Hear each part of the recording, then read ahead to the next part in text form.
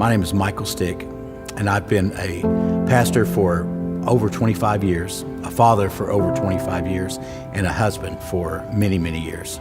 I do remember being a father for the first time. I remember the expectancy. I remember the joy. We had high expectations for all of our kids, as any parent should. We wanted the best for our kids. And, sometimes things don't turn out exactly the way we want. And sometimes God has plans for us and paths for us that we never in our wildest dreams thought we'd have to walk down. Veronica and I noticed some changes, some things in my youngest son, Matt, or Bub. We noticed, and she noticed at first, some depression, some sadness, some things that I didn't really see. And then as he grew older and graduated from high school, I began seeing changes in him. Veronica took me to work, and I told her goodbye.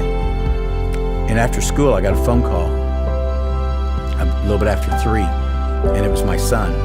And he was very disturbed, frantic, in fact, that something had happened. And he sounded like a child, and something was very, very wrong. I knew something was wrong. I just had no idea what.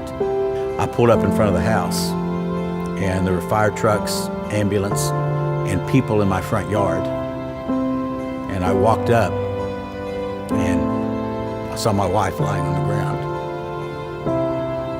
And as I got closer, I saw that they were trying to revive her, that she had a hole in her chest. I knew she's gone. That day, my son had with an undiagnosed mental illness, had a psychotic breakdown, I guess, if you will.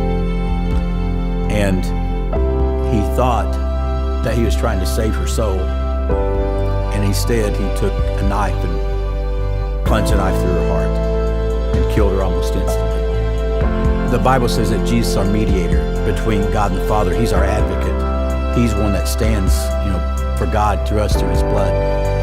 And there was a point in my son's life as he was arrested that he had no voice. He had no one to speak for him. He couldn't speak for himself, especially in his mental illness and in his incarceration. And at that point, I knew that I needed to be his advocate. I needed to be his voice. I started making phone calls, contacting people, trying to get our story told, trying to make people aware of where he was and what was happening. Just recently, he was declared not guilty by reason of insanity and will be going to the Oklahoma Forensic Center for treatment.